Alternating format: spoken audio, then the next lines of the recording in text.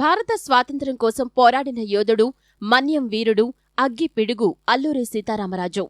మన్యం ప్రజల హక్కుల కోసం, స్వాతంత్ర్యం కోసం పోరాడి 27 ఏళ్ల చిన్న వయసులోనే ప్రాణత్యాగం చేసిన విప్లవ జ్యోతి అల్లూరి. 2 ఏళ్లపాటు బ్రిటిషర్లకు కంటిమీద కునుకు లేకుండా చేసిన సీతారామరాజు తనను నమ్ముకున్న ప్రజల కోసం ప్రాణత్యాగం చేశారు. 1924 మే 7న శాశ్వత నిద్రలోకి వెళ్లిపోయారు. అల్లూరి సీతారామరాజు 1897 జూలై 4న విశాఖపట్నం జిల్లా పాండ్రంగిలో జన్మించారు. అయితే పెరిగింది మాత్రం పశ్చిమ గోదావరి జిల్లా మొగల్లులో. రామరాజు తండ్రి వెంకటరామరాజు, తల్లి సూర్యనారాయణమ్మ.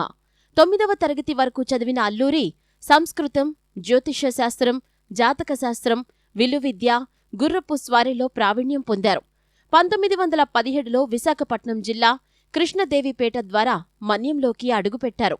మన్యం ప్రజల దీన స్థితిగతులను పరిశీలించి బ్రిటిష్ అధికారుల నిరంకుశ చర్యలకు వ్యతిరేకంగా విప్లవానికి సిద్ధం కావాలని మన్యం ప్రజల్ని పురిగొల్పారు.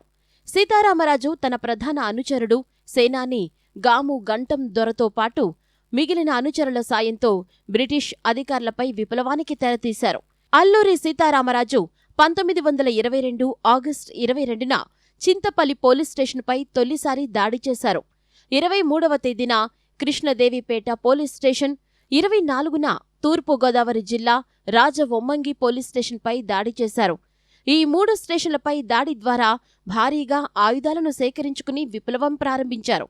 ఇక అక్కడ్నుంచి వరుసపెట్టి పోలీస్ స్టేషన్లపై దాడులు చేస్తూ బ్రిటిష్ అధికారుల గుండెల్లో రైళ్లు పరిగెత్తించారు అల్లూరి.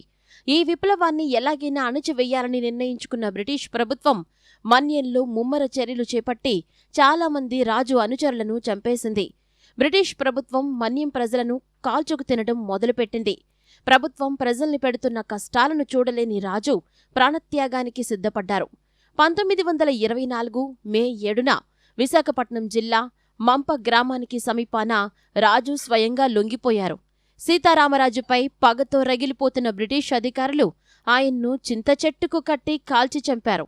మే 8న రాజు అనుచరులు ఆయన భౌతికాయాన్ని కృష్ణదేవిపేటకు తీసుకువచ్చి తాండవ నది పక్కన దహనక్రియలు జరిపారు.